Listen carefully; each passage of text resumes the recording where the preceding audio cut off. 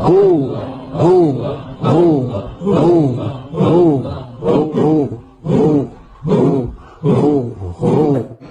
hu hu. Apa ini? Ini apa ini? Ini kalau zaman Umar sudah diketuk semua kepalanya ini. Ngarang-ngarang gitu kan. Ngarang-ngarang gitu kan. Bagaimana hukumnya yang tidak jelas? Ya. Tidak ada hukumnya, tidak jelas. Hu apa maksudnya hu kan? Dalam bahasa Arab itu ada singkatan, tapi singkatan yang bisa dipahami. Ada singkatan banyak kok. Bismillahirrahmanirrahim disingkat jadi basmalah. Alhamdulillahirabbil alamin disingkat jadi hamdalah. La haula wala quwwata illa billah disingkat jadi hauqalah. La ilaha illallah disingkat jadi tahlil. Ya. Ada singkatannya. Ketika Anda diminta membacakannya, singkatan dibaca utuhnya. Bapak Ibu sekalian, kita akan memulai acara kita supaya Allah turunkan rahmatnya. Mari kita sama-sama bacakan basmalah. Basmalah. Tidak. Bismillahirrahmanirrahim. Singkatan. Jelas maknanya. Ya. Tapi masalahnya begini, orang Indonesia itu umumnya walau tidak semuanya itu senang menyingkat. Dan kalau sudah nyingkat itu nggak tanggung, yang nggak ada singkatannya pun disingkat juga. Contoh, kami saat kuliah di Timur Tengah di sana, kalau olahraga misal main bola ya, itu orang Afrika itu sering protes. Syekh Adike katanya, kenapa? Gimana? Antum tuhibbun al-ikhtisar. Kalian suka menyingkat-nyingkat katanya. Emang kenapa? Kita main bola minta oper. Kalau orang Arab sih minta lengkap. Muhammad dipanggil Muhammad. Wazir, oper. Ya Ali, oper. Orang Indonesia enggak. Muhammad, mad. Wazir, oper. Ali, li. Doni, ni. Adi, di. Itu semua disingkat. Ya.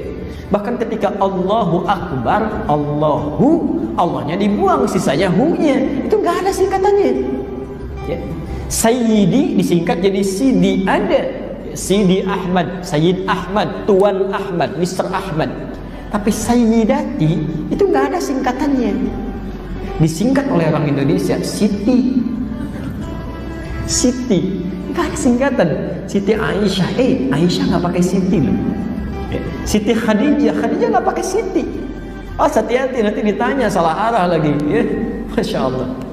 Jadi hemat kami, wallahu a'lam, saya tidak tahu apa maknanya, tapi menurut saya kalau bisa menyebutkan kalimatnya dengan utuh itu lebih baik dibandingkan disingkat-singkat pada yang tidak ada singkatannya. Ya.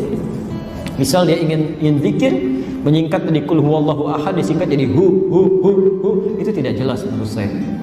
Ya, walaupun Anda paham apa yang dibacakan, tapi nanti menjadi tidak jelas di dalam pandangan orang yang mendengarkannya. Ya, jadi sebaiknya dibacakan dengan baik dan jangan tolong cari alasan. Ya. Biasanya begini, ada orang-orang yang saking diberitahu dengan jelas, saking ingin mempertahankan kebiasaannya, kadang-kadang balik menyalahkan. Anda kan baru belajar, belum paham. Bukan baru belajar, Nabi aja yang paling paham nggak pernah menyingkat begitu. Pernah nggak ada zikir dari Nabi misalnya? Temukan satu hadis saja, jangan banyak-banyak. Ya, jangankan yang sahih, yang palsu aja. Yang palsu ada zikir menggunakan kalimat Allahu disingkat jadi hu. Hu akbar disingkat jadi bar. Misal ada nggak? Satu hadis aja. Kalau ada, saya orang pertama yang akan mengamalkan. Jadi termasuk ayat yang unik. Musa itu tak kayak itu. Kamu jangan pernah ragu atas pertemuan Musa dan Rasulullah Muhammad SAW.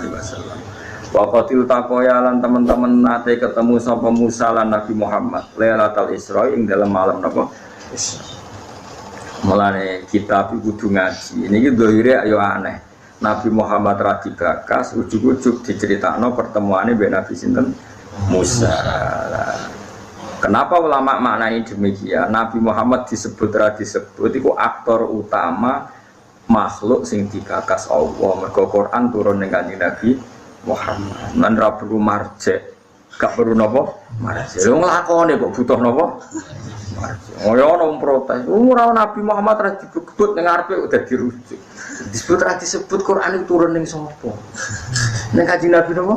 Muhammad. Wong lakon dilebokno kowe gak trimo. Bocah kok gobloke ngono. Paham ya? Kowe aja melok goblok ngene iku, paham? Ada ibu-ibu ora paham dadi menisan.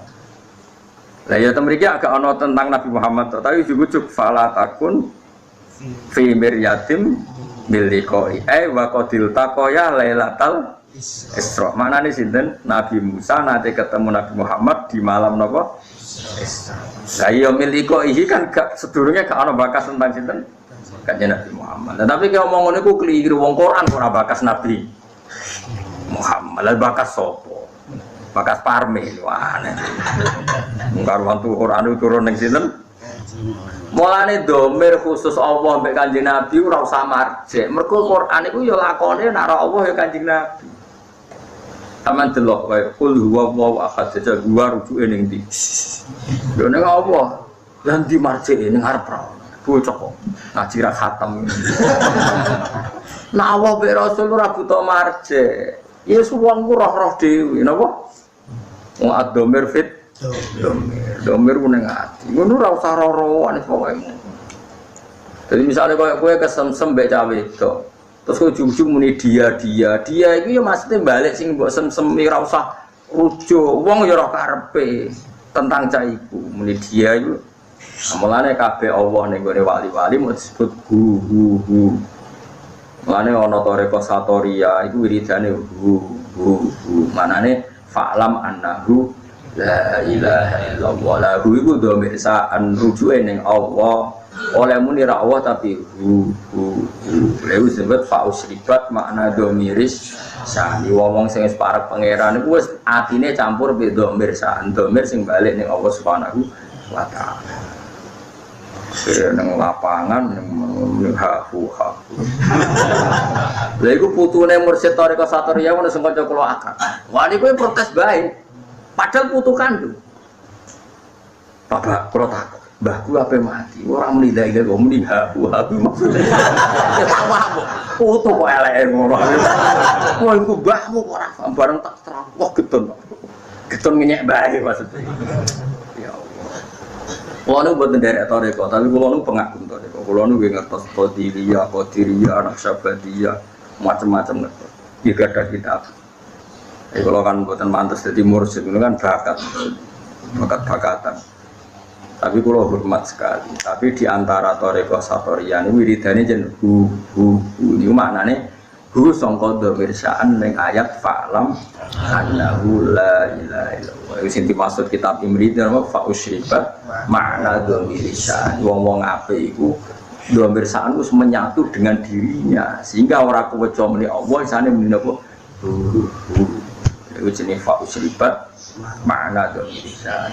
Dadi dhamir iku domir sa'an itu domir al-mufassar jumlatin badan. Tapi itu ora penting. Pokoknya pentingnya itu angger Allah Rasul apa-apa ora butuh marjek. Mergo Quran itu lakone ya Kanjeng Nabi. Mulane aja protes, milih kok iki piye domir ora ana marjeke.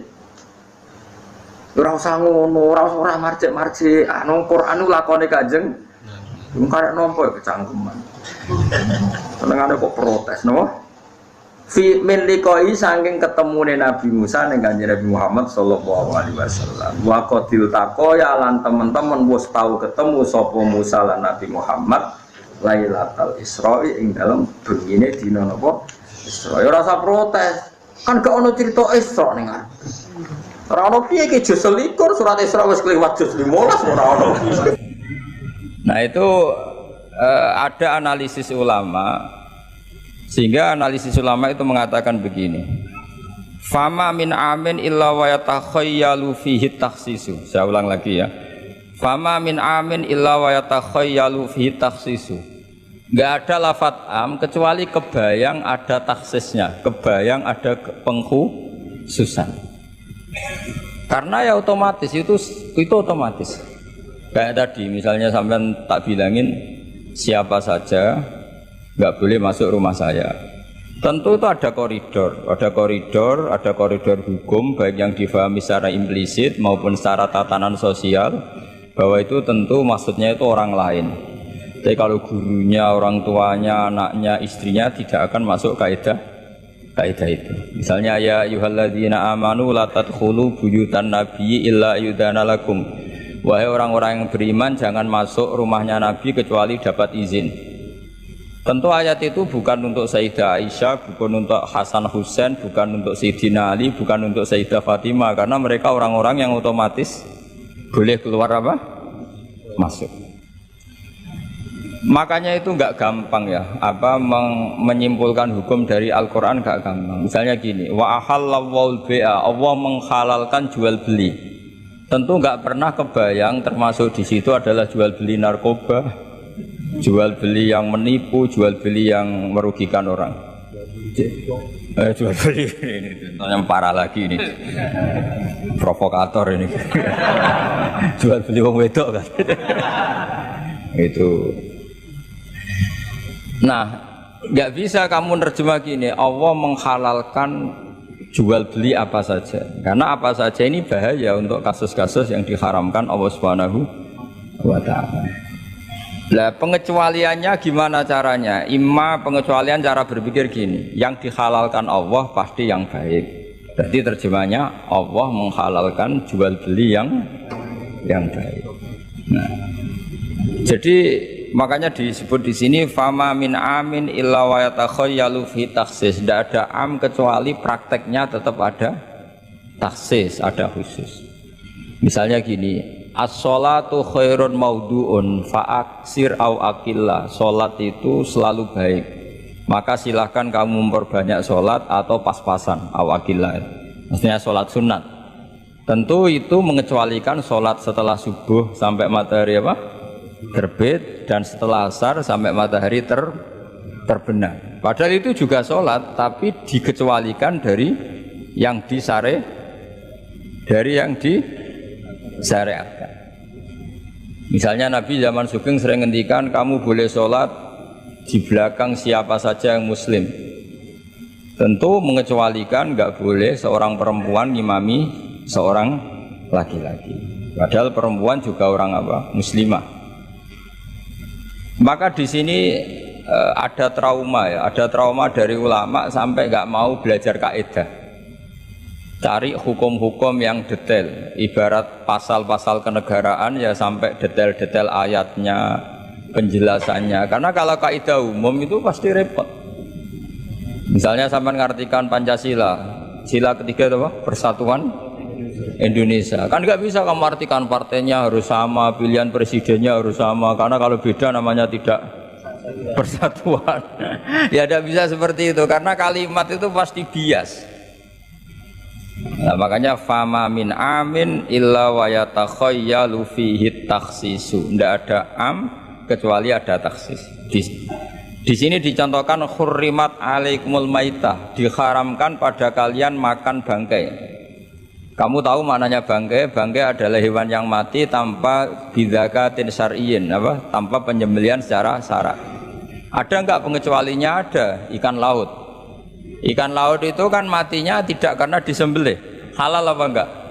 Halal. Artinya kata hurrimat alaikumul maitah, diharamkan pada kalian bangkai, ternyata ada pengecualian, yaitu as-samaku wal jarad, belalang dan ikan laut. Nah, itu masih banyak lagi. Makanya terus dibabkan faslun fi amihi wa khosihi, bab menerangkan ayat atau qaulullah yang am, yang umum, dan yang khos, yang khusus. Nah, untuk memastikan itu ya mau tidak mau memang harus belajar. Kalau nggak belajar nggak bisa, yang ngikuti ulama. Biasanya nggak mau belajar, nggak mau ikut ulama, itu yang jadi masalah kan. Karena ikut juga gengsi. Apalagi yang diikuti kubu sebelah, biasanya masalah itu. Nggak boleh dalam ilmu Quran, nggak boleh seperti itu. Sebab itu bab ini diteruskan oleh Imam Suyuti fi mujmalihi wa mubayyinihi. Ayat yang mujmal dan mubayyinnya, penjelas dari mujmal itu. Misalnya begini, yang dikatakan puasa itu apa coba? Nggak, ini latihan jadi ahli fikih. Yang dikatakan puasa itu apa coba? Menahan. Umumnya orang kan menahan lapar dan minum dari fajar shadiq menjadi sampai terbenamnya matahari. Nah sekarang pertanyaannya, kalimat menahan lapar dan haus itu maknanya itu kan sebetulnya masih salah, redaksi itu salah, karena juga nggak boleh hubungan intim, nggak boleh memasukkan apa saja ke lubang dan sebagainya. Terus lalu batasannya sampai matahari terbenam. Ada beberapa daerah yang terbenamnya matahari itu tidak wajar. Sampai misalnya siangnya itu 22 jam. Atau kebalikannya, nggak ada matahari terbit, nggak ada matahari tenggelam, kayak di kutub. Sehingga saya berkali-kali bilang, ulama Indonesia itu kenapa alim, itu ya di antara faktornya itu ada unsur kebetulan. Sehingga ada katakan hoax. Coba kalau kamu jadi ulama di kutub, terus cerita, baca takrib di sana. Awal waktu sholat subuh itu Tulul Fajri Shodiq sampai terbitnya matahari. Orang kutub mesti tertawa-tawa, mataharinya mana bah gitu. Waktu zuhur adalah ketika matahari agak tergelincir ke arah barat dari garis tengah. Wah, yang bener aja. Nggak ada matahari kok semua ukurannya matahari. Sehingga dalam ilmu falak astronomi diterangkan daerah yang enggak diliwati khotul istiwa, kalau dalam bahasa Indonesia disebut katul istiwa, itu sebenarnya dari ilmu falak Arab, itu namanya khotul istiwa. Khotun itu garis, istiwa itu garis tengah. Khotul istiwa terus jadi bahasa Indonesia katul istiwa. Kayaknya tidak mungkin lah orang Indonesia pertama ahli falak, mesti yang ahli dulu itu orang Arab, karena ilmunya dari Arab. Jadi dari kulaan terus dijadikan bahasa sendiri apa? Katulistiwa. Seperti Taj Mahal itu sebenarnya dari bahasa Arab Mumtaz Mahal. Mumtaz itu spesial, mahal itu tempat. Terus bahasa Indonesia jadi apa? Taj Mahal. Itu kacau semua itu bahasa. Saya terangkan.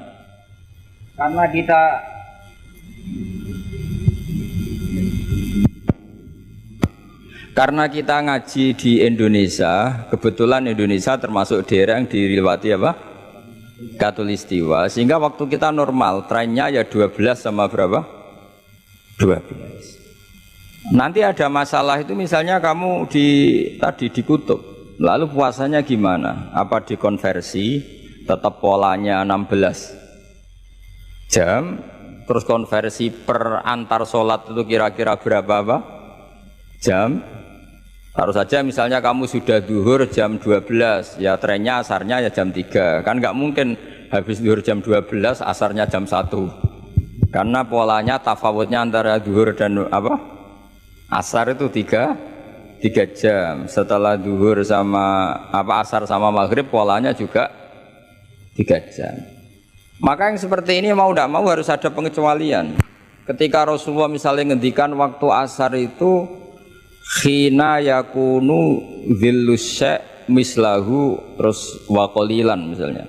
Waktu asar dimulai apa? Dhillus syai' mislahu. Jadi kalau sesuatu 1 meter bayangannya 1 meter. Lah pas lebih sedikit itu berarti sudah waktu asar, kan gitu ukuran dulu kan nggak pakai jam.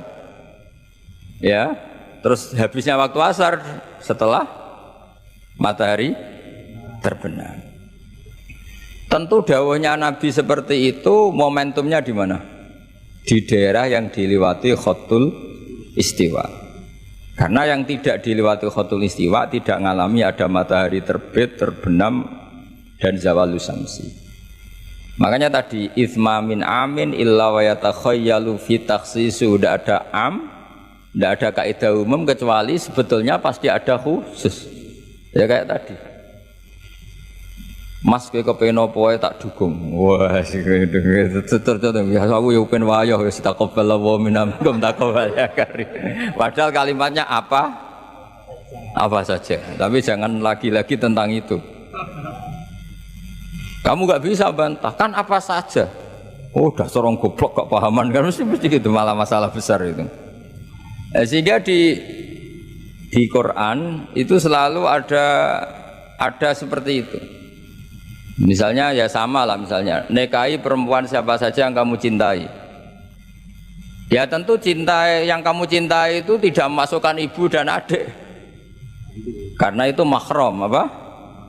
Pasti ada orang pasti paham boleh menikahi perempuan siapa saja yang kamu cintai, asal muslimah, asal sholat. Secara kaidah asal muslimah asal sholat kan memasukkan ibu dan saudara kandung atau adik kandung, tapi kan nggak kebayang dalam nikah seperti itu. Jadi otomatis ada istisna. Makanya ini perlu dicatat ya. Makanya jangan sering dalil ayatnya begini berarti memasukkan apa saja, tidak bisa. Itsma min amin illa wa yatakhayyalu fihi takhsis. Enggak ada ayat umum kecuali prakteknya ada takhsis, ada kekhususan. Jelas ya? Apa saja?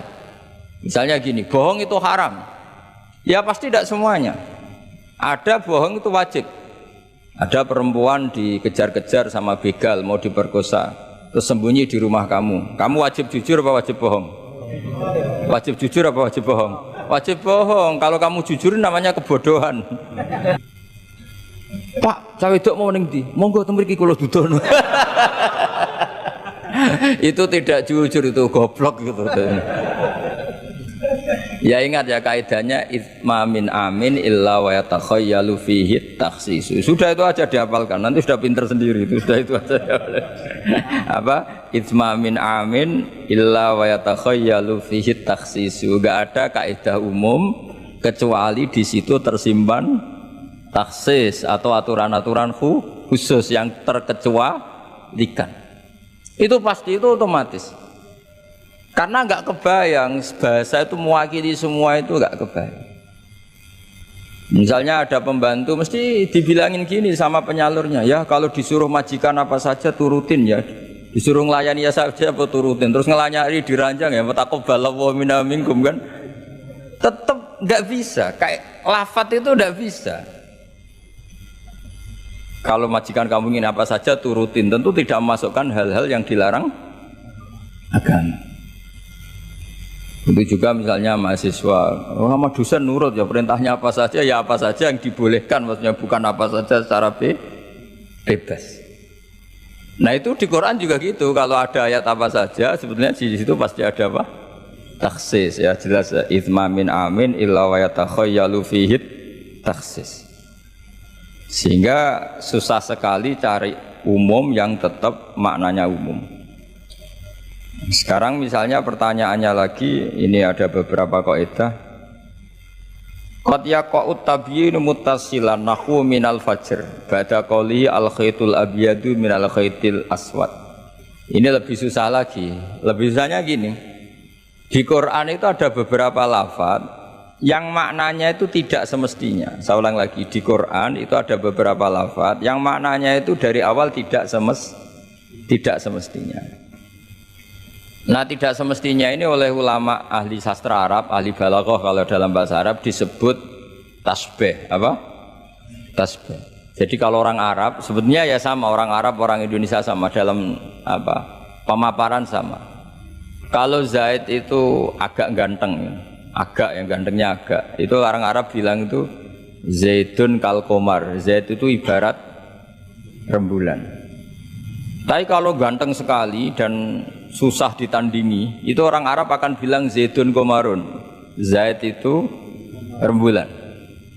Sehingga dalam kitab-kitab madaih, kitab-kitab yang memuji Nabi itu disebut anta samsun, anta badrun. Engkau ibarat matahari, engkau ibarat rembulan. Itu adat tasbihnya kata seperti dibuang. Apa kata seperti dibuang? Sama di Indonesia juga sama. Kalau orang ahli orasi ilmiah yang ketika orasi itu kendel sekali, apalagi zaman revolusi, ketika ada orasi yang menggelegar disebut singa podium. Tidak seperti singa tapi langsung dikatakan singa podium. Itu ada tasbih, namanya dalam bahasa Arab disebut apa? Tasbih. Nah problemnya ada beberapa ayat yang dari awal Allah menggunakan itu tidak untuk makna semestinya, tapi untuk apa? Tasbih. Tasbih itu ya tadi hanya menyerupakan, berhubung sesuatunya detail, adat tasbih, kata seperti itu dibuang. Misalnya gini, inna min azwajikum wa auladikum aduwwal lakum. Istri kamu, anak kamu itu musuh kamu. Oh, itu kan ngeri, masa anak sama istri dikatakan musuh. Nah, tentu itu ada proporsinya. Ketika anak istri kita tidak menopang kesalehan kita, tidak menopang ketaatan kita, maka perilakunya sebagaimana musuh. Tapi ketika mereka baik, Benar-benar baik kata Nabi, sebaik-baiknya pemberian dari Allah dan sebaik-baiknya mata uji 400 solihah, wanita yang solihah yang membantu kamu menjadi orang baik. Artinya apa? Ada proporsi perempuan digelari musuh, distatuskan musuh, ada proporsi di mana perempuan berstatus pembela atau penopang ketaatan. Ya sudah seperti itu. Nanti kalau baca Quran, baca hadis seperti itu. Di mana wanita dipuji maknanya kayak apa? Ketika dikritik maknanya kayak apa? Lelaki juga gitu sama. Sehingga banyak ulama yang merumuskan hubbul mal misalnya, mencintai harta. Itu hukumnya gimana? Ya kalau untuk kebaikan ya baik, kalau untuk keburukan ya buruk. Nah, makanya innama amwalukum wa auladukum fitnah, harta kamu, anak kamu itu ujian. Nah ini penting sekali dikenalin sehingga Quran itu tidak saling bertabrakan. Ya, Quran itu tidak saling bertabrakan. Di ayat ini perempuan dipuji, di ayat ini perempuan dikritik. Misalnya tadi inna min azwajikum wa auladikum aduwal lakum, tapi ada ayat fassolihatu qanitatun hafidhatun lil ghaibi bima hafidhullah. Perempuan itu luar biasa, penjaga kedamaian, penjaga kehormatan, itu luar biasa dipuji. Ya tentu dalam konteks yang layak dipuji. Kalau sedang dikritik ya dalam konteks yang layak dikritik. Artinya pujian ini bukan cek kosong tanpa pengecualian, dihujat atau dikritik juga tanpa cek kosong tanpa pengecualian. Lagi-lagi kaidahnya itsma min amin illa wa yatakhayyalu fihi takhsis. Tidak ada lafadz umum kecuali di situ terbayang ada kekhususan. Ya jelas ya. Jadi, nah kemudian kekhususan itu gimana?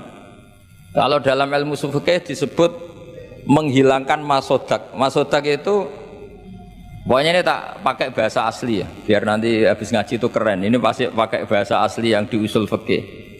Masodak itu satu nama yang mencakup sesuai kriteria definitif lah kalau dalam bahasa inteleknya. Misalnya gini, ini coba pegangin. Ini yang dikatakan tangan ini sampai ini kan, ini semuanya tangan. Nah ini namanya mujmal. Kata Rasulullah misalnya kalau kamu wudu, basuhlah tangan kamu. Tapi secara sanad kita sampai Rasulullah basuh tangan itu sampai sini saja. Ya kan? Itu di bab wudu. Sampai siku saja, tapi sikunya terbasuh loh ya, jelas ya. Padahal ini juga tangan. Tapi di bab qat'u yadis sarik, di bab memotong tangannya pencuri, wasariqu wasariqatu faqta'u aydiyahuma, orang kalau mencuri dalam ajaran Islam atau negara Islam dipotong tangan. Segini apa hanya segini? Sampai gelang kaki apa mata ini namanya? Pergelangan apa sampai sini? Pergelangan. Padahal kalimatnya ya faqta'u aydiyahuma, maka potonglah tangannya. Tapi ternyata di bab potong tangannya pencuri di negara Islam hanya pergelangan, tapi di wudu sampai siku. Lalu kalau mau tanya ukurannya apa Gus? Ya ukurannya ngaji tadi. ya ukurannya ngaji memang nggak bisa dijelaskan. Kalau nggak paham jangan protes terus. Ya sudah seperti itu. Apalagi misalnya di Quran disebut jika kamu tahallul dari haji maupun umroh, muhallikina ru'usakum, itu lafadznya muhallikina ru'usakum, memotong kepala. Masa setelah haji dibantai kan enggak? Nah itu ru'us di situ itu dengan makna apa? Rambut. Lalu pertanyaannya harus semua apa sebagian? Nah itu kan masalah. Nah itu namanya mujmal. Mujmal itu lafadz yang umum, masodak kalau dalam bahasa Arab. Kemudian kita mencari-cari sanad. Saya ulang lagi, kita mencari-cari sanad sampai Rasulullah dulu beliau maknani kayak apa. Akhirnya ternyata Rasulullah kalau tahallul ada yang gundul, lontos, didoakan sampai 3 kali, Allahumma marhamil muhallikin. Terus sahabat pada usul wal muqassirin ya Rasulullah, masyhur itu kan, Ya Allah, semoga orang yang cukur gundul engkau beri rahmat yang banyak. Sahabat yang enggak mau gundul usul wal muqassirin, juga yang cukur apa? Pendek. Nabi masih ngulang lagi wa marhamil mukhallikin. Mereka protes lagi wal muqassirin ya Rasulullah, tapi Nabi masih enggak mau ngendikan apa? Nah, terus baru ketiga sudah disebut, baru yang terakhir bilang apa? Wal muqassirin, juga yang cukur pendek. Lalu ukurannya apa? Imam Syafi'i milih qadru'un mulatil asbu, sekadar apa? Ujungnya apa? Jari. Sehingga pokoknya kira-kira segini. Jumlahnya minimal berapa? 3. Nah seperti itu mau tidak mau lafadz itu mujmal, kita tidak pernah bisa tahu tanpa sanad ke Rasulullah Shallallahu Alaihi Wasallam, karena Nabi yang punya otoritas litubayyina linnasi ma nuzzila ilaihim. Kamu Muhammad yang punya otoritas menjelaskan apa yang saya turunkan. Karena kalau tanpa Nabi tidak bisa. Misalnya Allah hanya ngendikan wa yuqimunas sholat, orang baik adalah yang mendirikan sholat. Jumlah rakaatnya kamu tahu tanpa Nabi? Nggak tahu kan, mana yang wajib, mana yang sunat juga enggak. Makanya ketika ada orang mau belajar sholat sama Nabi, kata Nabi, sudah di sini aja nginep kan. Terus kamu sholat terus di belakang saya. Setelah 3 hari nginep, Nabi ngajarinya mau gini dok, sallu kama ra'aitumuni usolli, ya sudah niru saya. Jadi Nabi nggak pernah ngajar kayak di kampus-kampus nulis terus nerangin, itu ndak. Kalau ada orang belajar sholat, ya Rasulullah saya ajarin sholat sebagaimana sholat engkau. Ya sudah nginep di sini 3 hari, kamu sholat di depan. Ya sudah, terakhir mau boyong, Nabi hanya ngendikan sallu kama ra'aitumuni usolli, ya sudah kamu sholat kayak saya. Ketika musim haji juga gitu. Orang disuruh haji, kata Nabi, apa saja yang saya lakukan dilihat ya. Ya Rasulullah. Setelah selesai haji, Nabi hanya ngendikan litakhudhu anni manasikakum apa? Litakhudhu anni manasikakum, ya sudah kamu mengambil cara ibadah haji dengan melihat saya. Nah, cara-cara seperti itu sebenarnya lebih efisien ketimbang tag. Karena kalau tag itu bias. Sudah bias, kalau umum mesti potensi taksis, ya, potensi apa? Taksis. Ya jelas ya. Jadi ini saya teruskan lagi ya. Misalnya at-thalaqu marratan. Yang dikatakan cerai ini termasuk contohnya lagi, ini saya beri contoh. At-thalaqu marratan, talak itu ada 2. Itu benar apa salah? Di Quran loh.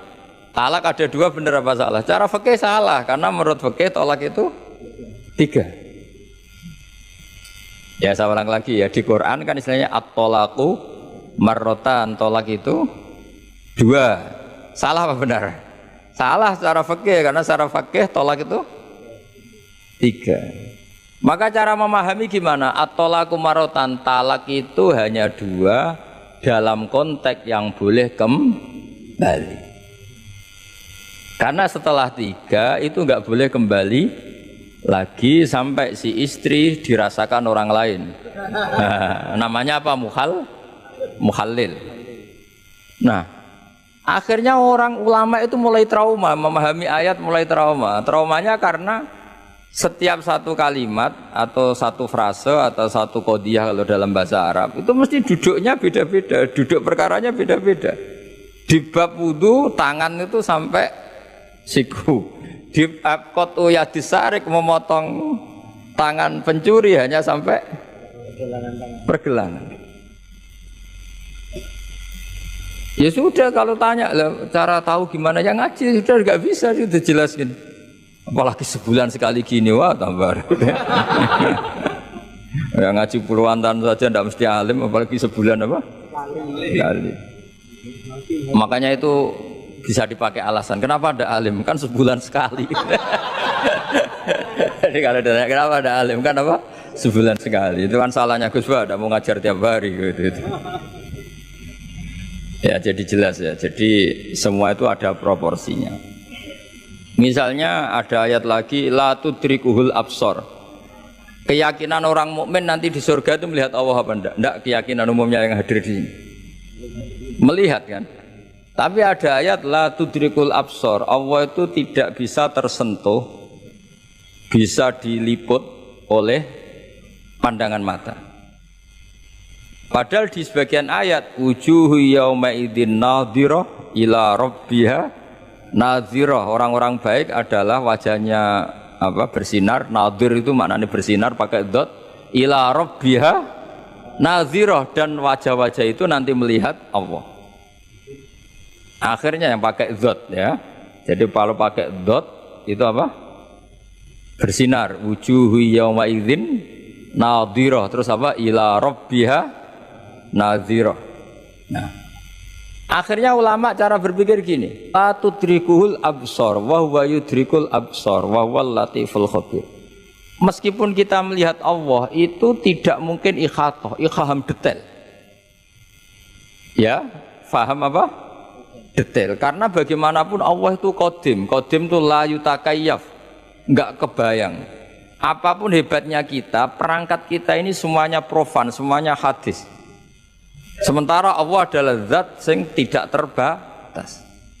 Sehingga ya sudah, kita tidak akan melihat secara utuh, secara sempurna sampai kita paham. Tapi seperti itu sudah bisa dikatakan melihat.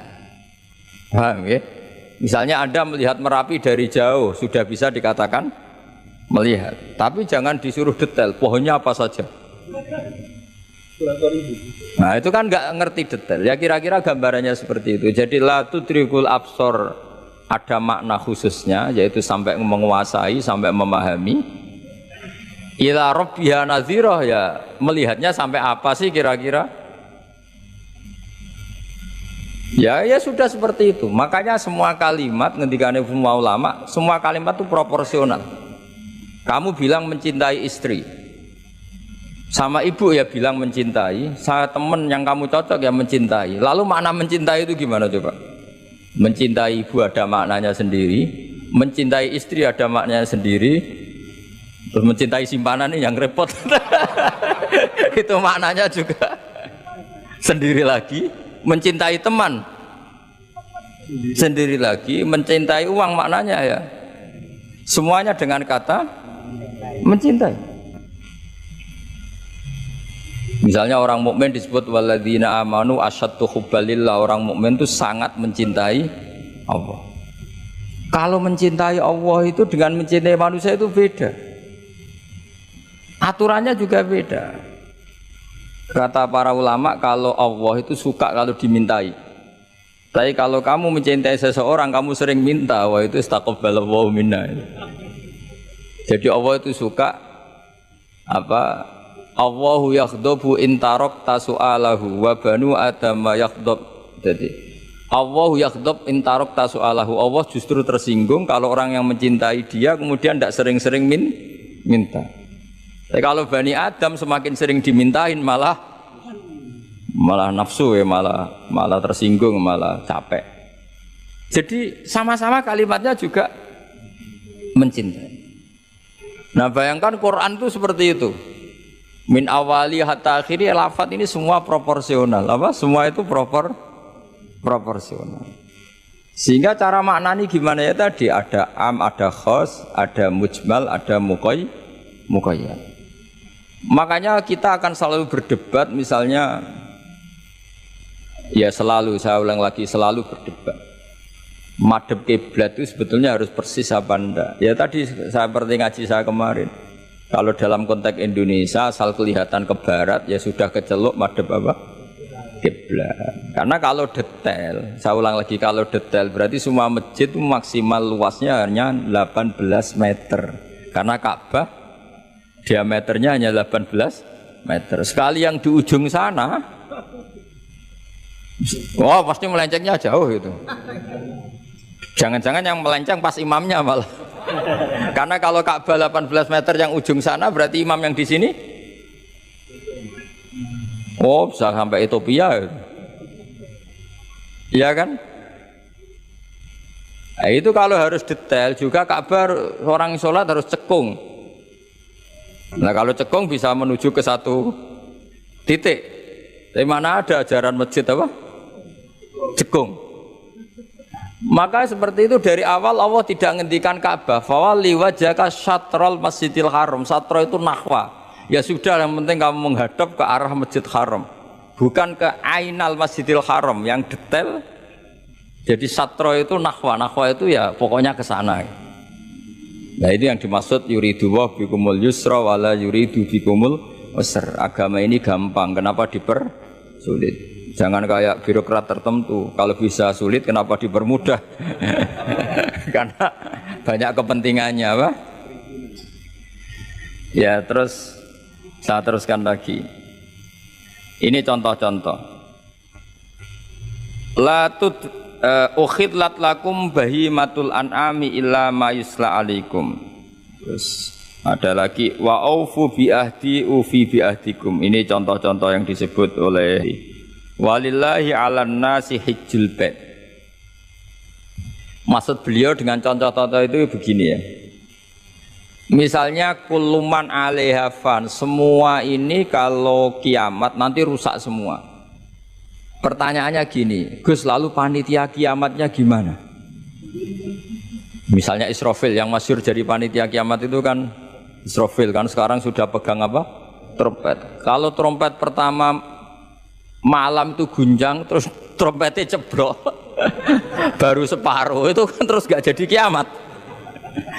Maka ulama mikir ini yang ya sudahlah kecuali panitianya gitu mesti akhirnya. Karena kalau ini panitianya ikut guling, apalagi wah trompet sama mana ini belum selesai kiamat kalau sudah apa jatuh. Bisa dibayangkan kan kalau niupnya dari atas jatuhnya di Kaliurang, udah gitu dekat Mbak Marijan susah nyarinya itu. Makanya ulama selalu mengecualikan kuluman aliyafan itu ada pengecualiannya, misalnya kecuali panitia kiamat.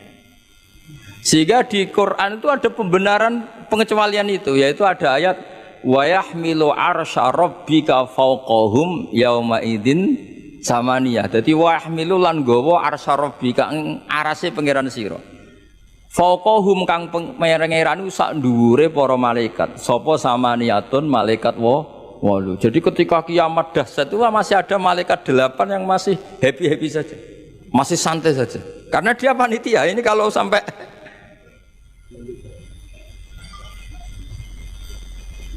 makanya masyhur ya, itu kan jadi yauma idzin wa yahmilu arsya rabbika fawqahum yauma idzin, di hari kiamat itu ada malaikat yang masih enggak rusak, yaitu termasuk 8 malaikat panitia apa? Kiamat. Maka Israel itu semoga ikut ngaji di sini. Israel itu kacau.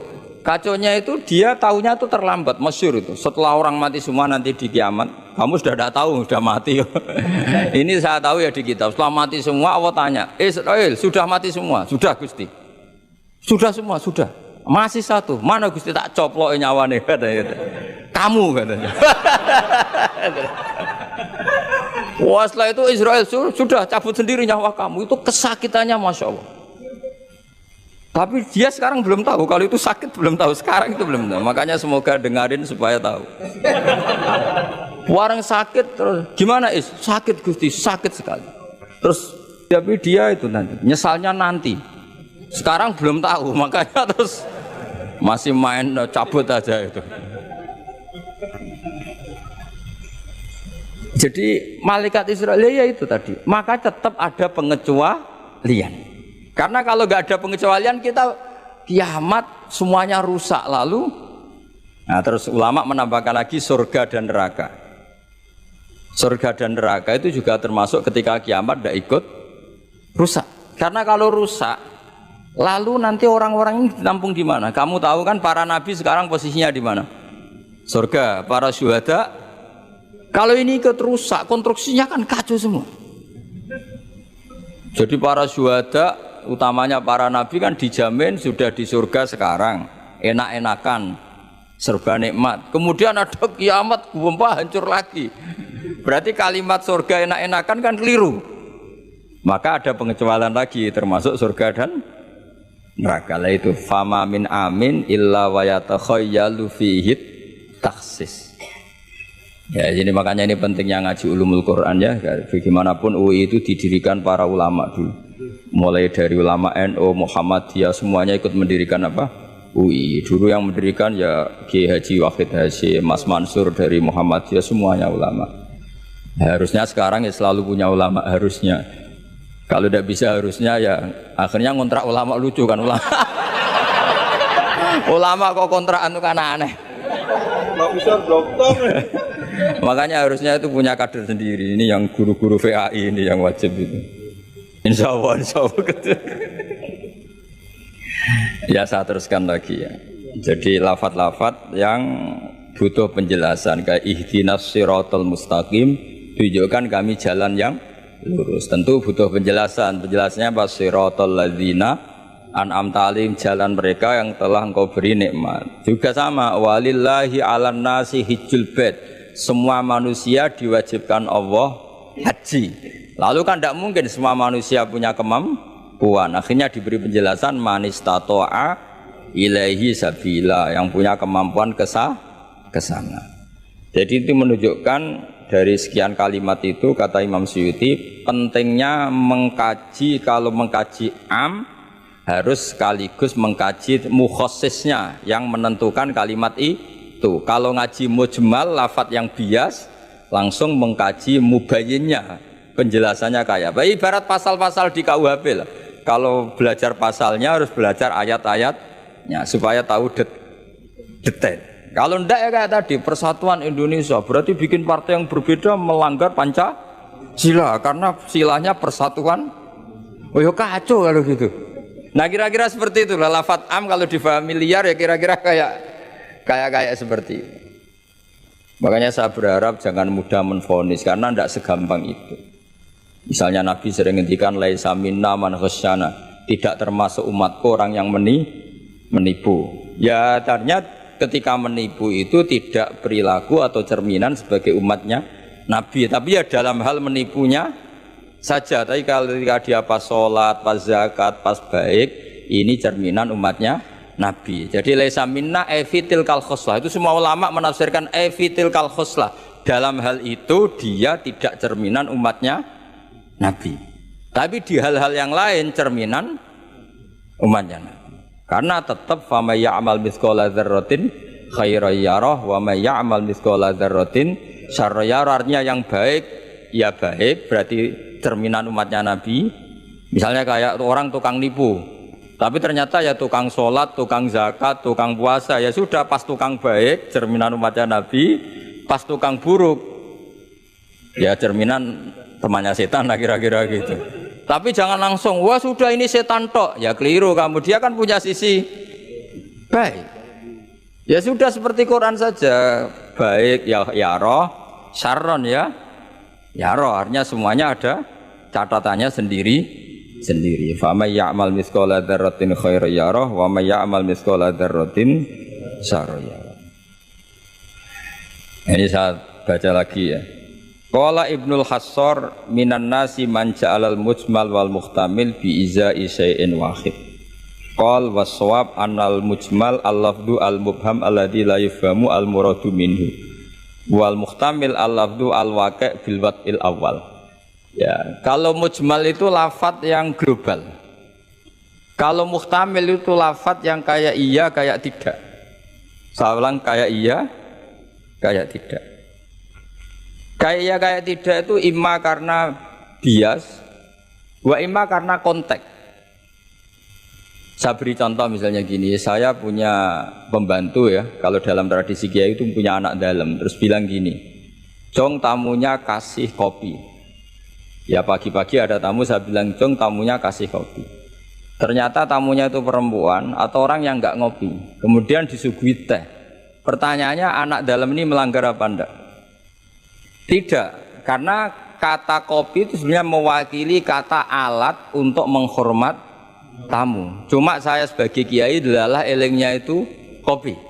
Jika kopi itu bukan ibaratun anil kopi, anil kohwa, tapi ibaratun amma yukri bihid doifa. Itu memang harus ngaji. Seperti itu kalau nggak ngaji nggak bisa. Saya melafatkan kopi itu adalah implementasi dari yang penting ada yang nyugati, bukan dengan makna kopi hitam. Sehingga misalnya tamunya kok disuguhi sprit, kebetulan dia milih sprit atau milih teh, Saya juga sudah senang karena pembantu saya berarti sudah pinter, yaitu menghormat. Jelas ya. Ya sehingga kata itu sering tidak mengikat dalam agama ini. Sama seperti Rasulullah ketika bilang gini, ya Mu'ad inni uhibbuka Mu'ad, kamu saya senang kamu, kata Nabi. Ya Mu'ad inni uhibbuka, saya senang kamu.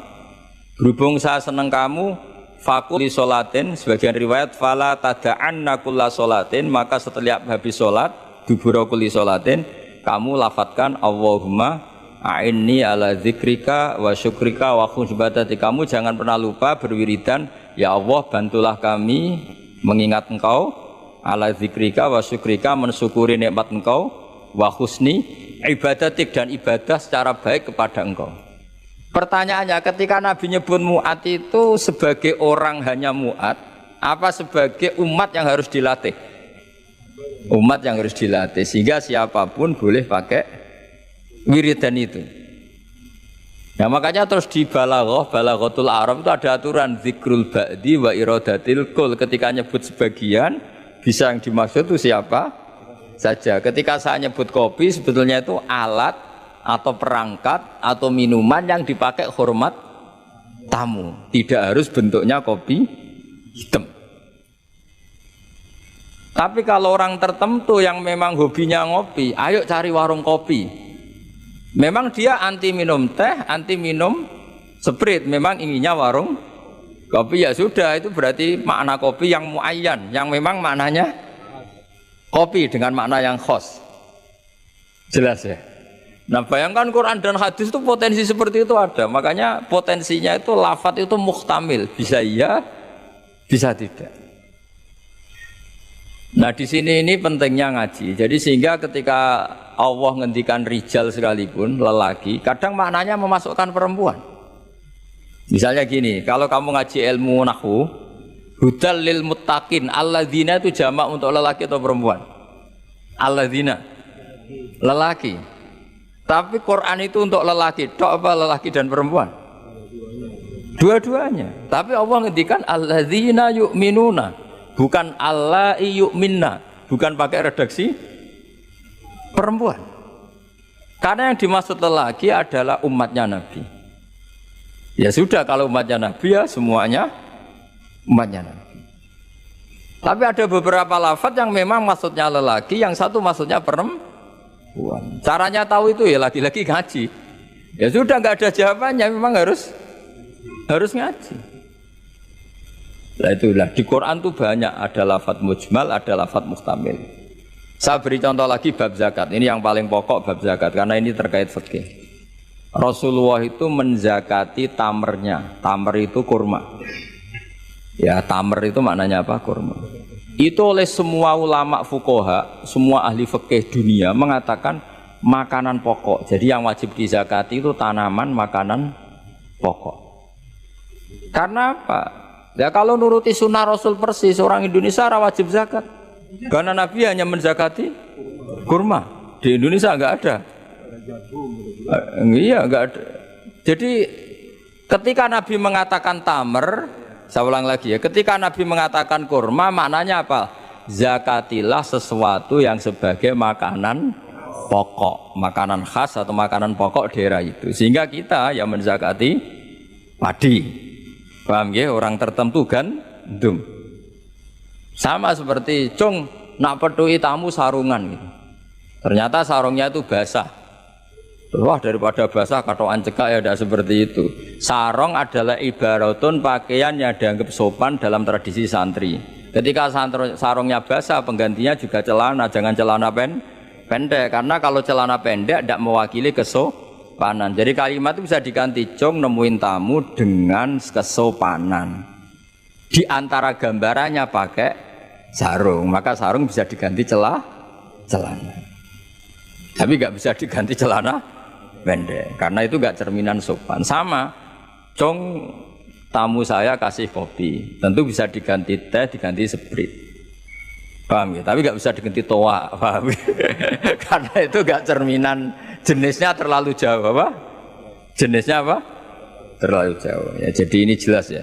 Jadi kalimat-kalimat itu potensinya mujmal, potensinya itu muhtamil atau muhtamal. Wal farqu bainahuma annal mujmal yadullu ala umurin ma'rufah wal lafdhu mustarakun mutaraddidun bainahuma wal mubham la yadullu ala amrin ma'rufin ma'al qat'i bi anna syari' lam yufawwid li ahadin bainal musnad bi khilafil muhtamil atau muhtamal. Jadi ya seperti itu semua. Saya contohkan yang gampang itu yang fikih saja ya. Misalnya orang disuruh sholat, sudahlah kamu sholat saja. Ya tentu kalau waktu zuhur pikiran pertama itu ya sholat zuhur. Kalau waktu asar itu ya asar. Jangan pepeh kalimatnya gini, Cong kamu sholat.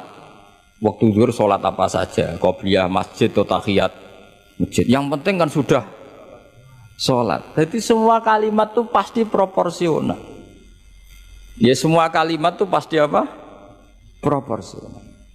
Jika pertanyaannya secara fikih, kalau kita harus madhep kiblat dan sholat harus bergantung matahari, maksudnya Nabi ya tentu daerah-daerah yang ada mataharinya. Maka kalau yang nggak ada mataharinya, ada ketentuan lain yang nanti ikut menginduk yang ada apa mataharinya. Karena setiap hukum pasti ada muqtadul halnya, ada proporsinya. Makanya kata ulama fikih itu misalnya begini lagi, tak contohkan yang fikih aja yang gampang karena itu keseharian kita.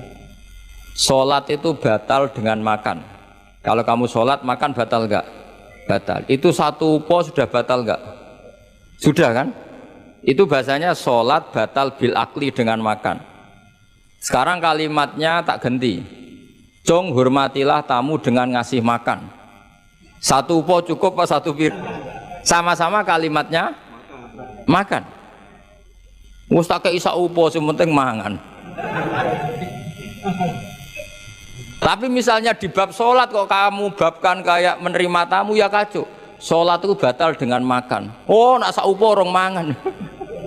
Seringe mangan ya sak piring. Jadi di bab sholat batalnya makan itu cukup sak upo. Tapi di bab hormat tamu minimal sabir. Kalimatnya sama-sama makan. Sama seperti yang saya ceritakan tadi, di bab wudu tangan itu sampai siku. Di bab qatu yadis sarik hanya pergelangan. Padahal ayatnya ya tangan faktou aydiyahuma. Padahal pergelangan bahasa Arabnya itu ku apa? Al-ku. Itu bab-bab yang oleh ulama disebut nanti kalau kamu ngaji Quran kamu harus hati-hati karena ada lafadz mujmal, ada lafadz muhtamal, ada am, ada khas. Dan semuanya itu oleh ulama harus dipelajari. Karena kalau nggak dipelajari, nanti itu ada beberapa hal yang paradok. Paradok itu tadodi. Misalnya begini, saya beri contoh tadi. Nabi itu berkali-kali ngendikan abghadul halal ilallah at-tolak. Sesuatu halal yang paling dibenci Allah itu tolak, cerai. Oke. Tapi ada masalah pada umatnya. Yaitu umatnya itu nikah itu bisa iya bisa tidak. Karena ya perilakunya umat itu kan nggak jelas. Kalau dalam guyonan kiai ya kadang umat Islam, kadang Islam yang kumat. Jadi potensinya ya dua itu, kadang umat Islam, kadang Islam yang kumat. Jadi ya potensinya itu. Sehingga dalam tradisi ulama kalau akad nikah itu fair secara ilmu. Ya saya ulang lagi, nikah dalam tradisi ulama itu unik. Sebetulnya itu enggak simpatik, tapi harus kita dengar, sangat-sangat enggak simpatik. Kalau kamu dinikahkan kiai itu biasanya gimana? Uzawi juga alama amarakawahu bihi min imsakim bima'ruf au tasrihim. Itu kalau diterjemah itu maknanya itu kacau. Kamu saya kawinkan dengan satu perjanjian, kalau sebaiknya terus ya terus, kalau sebaiknya cerai ya cerai. Itu barokahnya orang tidak tahu bahasa Arab itu ya amin amin. Padahal itu kalimat itu sebenarnya agak kacau karena pertama nikah sudah uzawi juga alama amarakawahu bihi, saya kawinkan kamu sesuai panduan yang diperintahkan Allah. Panduannya orang nikah itu hanya dua tadi, min imsakim bima'ruf, kalau baik ya Terus au tasrihim bi ihsan, kalau tidak baik ya cerai. Hadirin bilang amin amin, terus ya sudah, terus qabiltu nikaha wa taswija itu. Tapi itu ilmu. Islam itu agama yang pro ilmu. Jadi cocok tidak cocok, kalau itu satu potensi dibicarakan. Sehingga setiap khitab kepada Nabi itu terusannya ada kata fa'in tawallau. Muhammad, kamu harus nerangkan Islam itu begini-begini. Tapi kalau mereka menolak ajaran kamu, jadi potensi nerima ya dibicarakan, potensi menolak ya dibicarakan. Nah, makanya ini saya beri supaya barokah ya, dapat barokahnya ulama dulu saya baca ya. Faidatun qala Ibnul Qayyim. Ibnul Qayyim itu muridnya Ibnu Taimiyah. Ta'ammal khitabal Qur'an tajid malikan lahu al-mulku kulluh walahu alhamdu kulluh.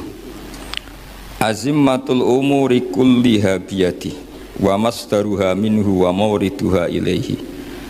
Mustawiyan alal arsy la takhfa alaihi khafiyah min aqtari mamlakatihi aliman bima fi nufusi abidihi muttali'an ala asrarihim wa alaniyatihim munfaridun bitadbiril malakah yasma'u wa yara wa yu'ti wa yamna wa yusibu wa yu'aqib wa yukrim.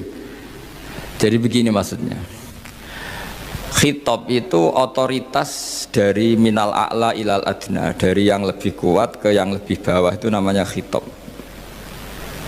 Kemudian harusnya kita semua sebagai manusia itu sebenarnya orang yang tidak sah memberi khitab, memberi perintah.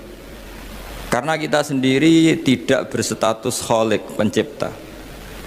Jadi misalnya gini, saya janji sama sampean besok datang ke saya, kamu tak kasih uang. Besok saja saya tidak mesti hidup. Jadi janji itu sudah salah, besok saja saya tidak mesti hidup. Kalaupun hidup saja uang saya terbakar atau dicuri orang. Maka di sini dibutuhkan otoritasi khitab, harus diberikan zat yang punya otoritas penuh, yaitu zat yang nggak akan mati, yang nggak akan lumpuh, yang nggak akan mengalami satu gangguan sosial. Sebab itu dalam pandangan ulama tafsir itu punya akibat, saya ulang lagi, punya akibat bahwa hanya Allah yang berhak memberi khitab. Sehingga saking kerennya Allah itu bisa khitabun lil makdum. Ini di sini nanti ada contohnya. Sesuatu yang enggak ada kemudian Allah bilang kun menjadi ada. Sehingga Allah itu enggak bisa dibantah, enggak bisa ditentang, karena bisa apa saja. Karena asbabul qudrah adalah al-khalqu. Kalau dalam ilmu tafsir, kalau sampean dalam ilmu manusia kan gini, sebabnya melihat itu mata. Kalau dalam ilmu tafsir enggak, yang bisa menjadikan Anda melihat itu menciptakan. Saya ulang lagi ya, jadi kalau dalam ilmu tafsir asbabur ru'yah itu al-khalqu, bukan al-basar. Kalau kamu melihat karena mata, berarti setelah jauh tidak bisa melihat, atau setelah tertutupi tidak bisa melihat. Tapi kalau kamu mengetahuinya karena menciptakan, maka kapan saja bisa melihat. Misalnya gini, saya punya emas 1 gram, kecil sekali 1 gram. Saya tanam di dalam Monas, kedalamannya 1 meter. Mbok saya sudah di Jogja, saya tetap tahu bahwa di Monas kedalaman 1 meter ada emas 1 gram. Kenapa? Karena saya yang menciptakan, yang mengatur itu semua. Sehingga setelah saya di Jogja, setelah saya di mana-mana tahu bahwa di Monas itu ada emas 1 gram dalam kedalaman 1 meter. Sehingga Allah ketika mengatakan saya ini zat yang super tahu, itu kata Allah gimana? Ala ya'lamu man khalaqo. Ala ya'lamu ana ta ora ngerti sapa man wong zat khalaqo kang gawe sapa man. Masa orang yang menciptakan kemudian tidak tahu? Jadi awal tahu itu karena menciptakan. Tapi kita sudah lama jadi bodoh karena kita tahunya pakai mata. Sehingga kita mengatakan bagaimana orang buta bisa tahu, wong dia buta. Kalau dia yang menciptakan tetap tahu. Tadi misalnya orang buta di kamar mandinya masang paku atau masang apa, dia tahu kalau di kamar mandi saya ada paku. Kenapa kok tahu? Karena yang masang saya. Nah, ini penting saya utarakan supaya nanti itu gampang analisis ayat-ayat berikutnya. Otoritas itu, otoritas khitab itu harus diciptakan dulu. Nah, baru setelah punya otoritas, saya ulang lagi, baru punya hak khitab. Nah sekarang enggak, para raja, para presiden, para dosen, para kiai itu sering melancarkan khitab, sementara dia enggak menguasai apa yang akan terjadi.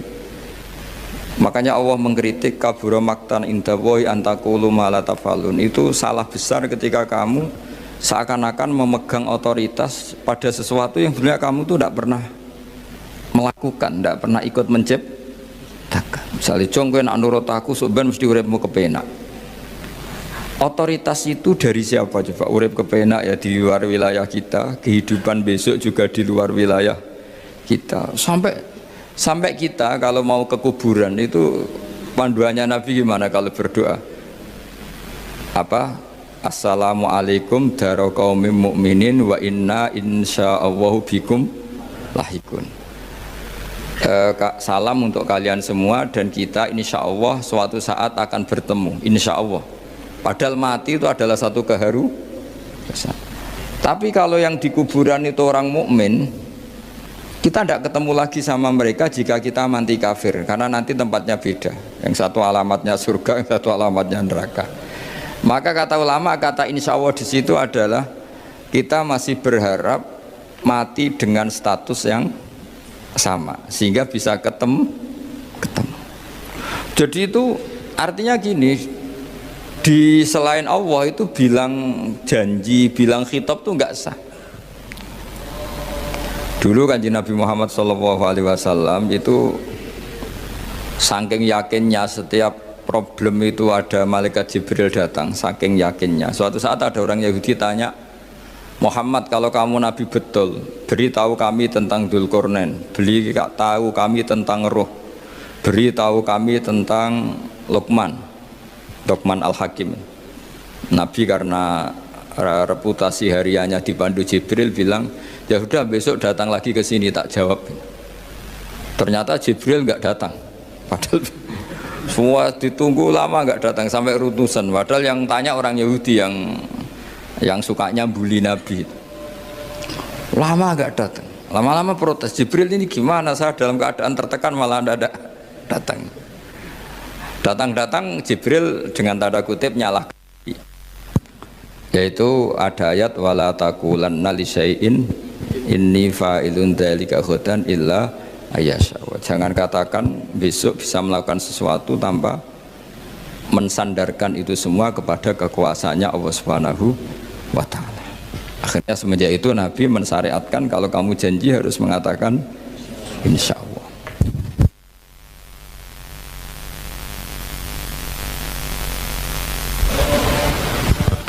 Ya kenapa ini saya katakan penting, karena nanti khitab di Quran itu supaya proporsional ya. Sekarang banyak orang memahami Quran tapi nggak mau mempelajari ilmunya apa? Quran. Termasuk ilmunya Quran tadi ya, ada 3 ingat ya. Khitabun lin nabi itu bisa saja khitabun li ummati, yaitu dalam kasus-kasus yang Nabi tidak ngalami kasus itu tapi yang ngalami umatnya. Nah kenapa khitabnya tetap kepada Nabi? Karena yang bisa komunikasi dengan Allah itu hanya Nabi. Makanya bisa dilihat di ya Yuhan Nabiyyu itu mufrad mudzakkar. Nabi Muhammad itu satu orang yang berstatus lelaki. Kemudian idza talaqtum itu kalian semua. Harusnya kan kamu, karena dari satu orang ke satu orang. Tapi ini enggak. Wahai Nabi, jika kalian umatmu gitu. Jadi karena yang alami tolak itu umatnya. Terus kedua, khitabun lin nabi, dan yang dimaksud itu memang Nabi, kayak sholat tahajud. Sholat tahajud itu sholat yang memang untuk Nabi ya. Karena tahajud yang menjadikan punya hak syafaat itu hanya Nabi. Sehingga ngendikane ulama, Nabi itu wajib tahajud, tapi kalau umatnya hanya sunat tahajud. Jadi Nabi itu termasuk ya kelebihannya sekaligus bebannya wajib apa? Tahajud. Tapi bagi umatnya sunat. Kenapa? Karena Nabi ingin sekali punya hak syafaat. Kemudian sama Allah diberi instruksi, diberi syarat, wa minal laili fatahajjat bihi nafilatal lak asa ayyab'atsaka rabbuka maqama mahmuda. Muhammad, kalau malam kamu harus tahajud supaya kamu nanti diberi hak syafaat. Itu kalau umatnya tahajud nggak boleh sampai diteruskan ayat-ayat ayat as-suka, karena kamu tidak punya hak syafaat. Disyafaati saja tidak mesti. tapi Nabi harus tahajud supaya punya hak apa? Dan perlu dicatat, syafaat itu hadisnya sahih semua, di Bukhari ada, di Muslim ada. Cuma orang berlebihan cara menolak syafaat atau mengimani syafaat. Ada yang berlebihan ngimani sampai tidak pernah ngamal baik, mentang-mentang nanti dapat syafaatnya Kanjeng Nabi. Ada yang nggak percaya syafaat, itu ya kebablasan juga, padahal itu ada di hadis sahih semua cerita syafaat. Itu khitabun Nabi, dan yang dimaksud memang Nabi, sehingga umatnya tidak wajib tahajud tapi Nabi wajib tahajud. Terus ketiga, khitabun lin Nabi sekaligus khitabun li ummati. Itu yang dimaksud di hadis Arba'in Nawawiyah, wa inna wa ta'ala amaral mursalin bima amaral bil mu'minin, atau dibalik amaral mu'minin bima amaral bil mursalin, dibolak-balik sama. Yaitu para nabi ya dikhitabi memakan sesuatu yang thayyibat, para orang mukmin juga kena khitab memakan sesuatu yang apa? Thayyibat. Ini sama. Jadi ya ini ada tiga berarti ya, khitabun lin nabi, tapi yang dimaksud umatnya, khitabun lin nabi yang dimaksud adalah nabi saja. Terus ketiga, khitabun lin nabi yang dimaksud plus umatnya. Nah, kajian seperti ini penting. Karena kesalahan Khawarij itu satu kelompok ekstrim yang tidak mengikuti Sayyidina Ali, juga gak mengikuti Sayyidina Muawiyah, tidak mengikuti Ali, juga gak mengikuti Muawiyah, disebut Khawarij. Khawarij itu jamaknya Kharijah, dia keluar dari pikiran ala Sayyidina Ali, juga keluar pikiran dari Muawiyah. Di sini disebut dia khurut dari kata Khawarij, serba keluar, dia tidak mengikuti sana, tidak mengikuti sini, akhirnya disebut Khawarij. Nah, Khawarij itu orang yang berpikir sesuai kritik yang dilakukan Quran, tapi mereka lupa bahwa yang punya otoritas kritik itu Allah. Karena yang kalau boleh sama-sama terganggu, kerajaannya itu hanya Allah. Gini, saya beri contoh ya. Yang punya hak ketika sepeda motor saya kamu pakai, yang punya hak menentukan itu gasap apa pinjem itu saya apa orang lain? Saya. Ketika yang pakai gak pamit itu teman akrab saya atau anak saya atau orang yang saya ridhoi, itu namanya gasap apa pinjem gak pamit? Ya udah, ini harus jelas. Tadi pagi saya ngaji direktorat, saya bilang di fikih itu ada istilah ulima ridhohu, sesuatu tidak pamit formal tapi sudah diketahui ridhonya. Makanya di fikih ada bab namanya mu'atoh, tadi pagi saya terangkan ya. Di perdebatan fikih itu ada bab namanya apa? Mu'atoh. Mu'atoh dari kata ato yu'ati, mu'atotan, saling transaksi yang non verbal tapi maklum.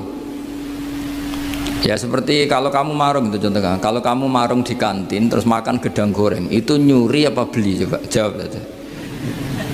Kalau dikatakan beli kamu belum bayar, kalau dikatakan nyuri terang-terangan. Coba kalau mbak-mbak milih mana, itu nyuri apa beli? Kalau beli belum bayar, kalau nyuri kok terang-terangan ya. Nggak nyuri apa beli?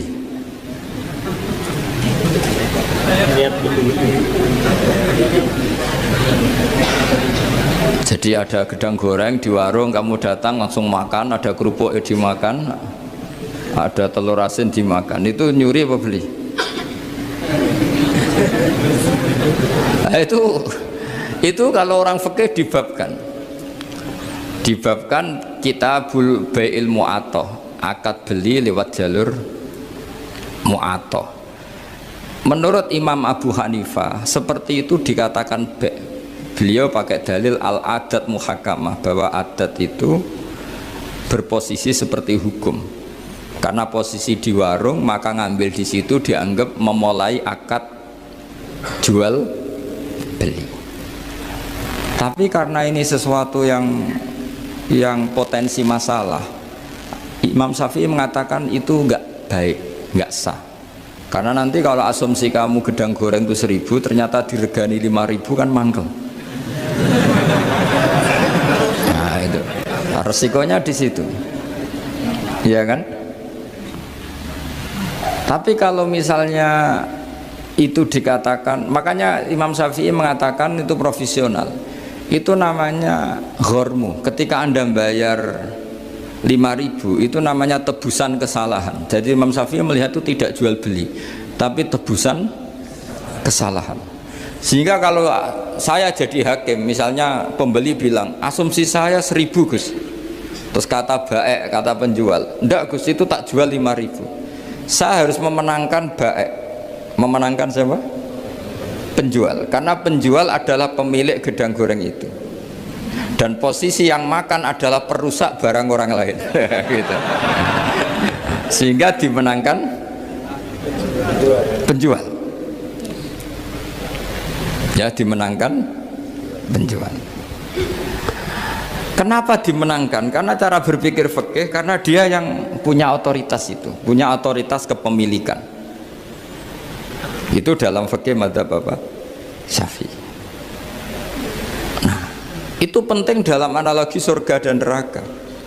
Orang Khawarij itu kalau ada orang dosa, itu dikatakan sudah tidak Islam lagi, dia sudah keluar dari Islam. Orang dosa itu wajib disiksa oleh Allah. Mereka bilangnya ya wajib. Dalam kelompok Islam itu ada kelompok namanya Khawarij, orang yang sangat ekstrim dalam berpikir. Dia mengkafirkan orang yang melakukan dosa apa? Besar, dihukumi kafir. Tapi pendapat ahli sunnah ndak, orang dosa besar ya dosa saja, tapi tidak usah dihukumi kafir. Kenapa? Cara berpikir ahli sunnah, surga neraka itu milik Allah. Kalau yang punya saja tidak apa-apa, ngapain Anda yang ribet? Yang punya surga neraka itu Tuhan, dan Tuhan memanggil-manggil orang yang salah itu disuruh tobat. Anibu ila rabbikum, wahai hambaku yang berlebihan, yang masih dosa, ayo kembali ke saya. Kapan saja kembali ke saya tak terima. Sehingga dalam madzhab ahli sunnah, otoritas khitab, otoritas kepemilikan yang berhak ya yang punya, orang lain itu nomor 2. Sehingga tadi kalau Anda bawa kayak motor saya, dan Anda teman akrab saya, tidak pamit saya, kalau saya bilang itu nggak apa-apa ya nggak apa-apa, kalau saya bilang apa-apa ya apa-apa, nggak penting orang lain. Sehingga ini wilayah yang agak sensitif, tapi ini ilmu, mau tidak mau kita harus dengar. Sehingga di fikih ada bab ulima ridhohu. Misalnya ada orang makan gedang goreng di warung terus ditangkap Pak polisi, wah ini pencurian, mesti bakulnya nggak terima. Enggak pencurian, memang tak jual. Nah, yang kasus begini, ini yang kasus, ini mungkin kasusnya anak-anak yang masih kos atau masih mahasiswa. Warung kantin dijaga ibu-ibu, ada anak makan lahap, dikira belinya cash, setelah dimakan ternyata akadnya utang. Nah, itu pertanyaannya itu halal apa enggak? Karena asumsi baiknya monggo-monggo, karena apa, sudah mengkhayal nanti ada sekian uang cash didapatkan, ternyata nyatet atau hutang. Nah kalau ngomong di depan, Bu saya mau makan di sini hutang, kira-kira enggak boleh. Wah itu ada sekian PR, makanya saya sering muji orang-orang yang enggak alim. Enak-enaknya orang tuh orang enggak alim, karena enggak kesulitan seperti ini. Kita sebagai peneliti fikih itu sering kesulitan. Nah sama Anda misalnya naik Grab atau naik taksi atau apa, ketika Anda naik itu posisinya gasap apa pinjem, dikatakan akad sewa belum bayar, dikatakan pinjem nanti harus bayar. Jadi ada sekian masail fikih yang jadi perdebatan. Nah, apapun itu nanti kata finalnya itu dia yang punya, yaitu supir taksinya atau baeknya, penjaga warung tadi. Nah, sehingga hukum itu bagi orang lain sudah tidak sah kecuali bagi yang punya. Nah, di sini ini kelihatan benarnya mazhab ahli sunnah wal jamaah. Ahli sunnah mengatakan apapun salahnya seseorang setelah dia beragama Islam itu wilayahnya Allah. Kita tidak bisa berbuat apa-apa. Makanya ada ayat laisalaka minal amri syai'un aw yatuba alaihim aw yu'adzibah. Muhammad, meskipun kamu kekasih saya, kamu tidak punya otoritas menentukan si A dimaafkan, si A disiksa. Otoritas itu hanya bagi saya, kata Allah. Sehingga banyak orang yang Nabi kurang srek karena membunuh pamannya Hamzah malah dikasih tobat sama Allah, namanya Wahsy. Wahsy itu orang yang Nabi gak suka karena pernah membunuh Sayyid Hamzah di perang Uhud, tapi sama Allah marah dikasih tobat. Sa'labah yang sering ibadah di masjid, sering iktikaf, saking seringnya ibadah itu sampai digelari hamamatul masjid, merpatinya masjid. Tapi na'udzubillah beliau malah berakhir dengan su'ul hati. Kita tidak pernah tahu. Kenapa begitu? Karena begini.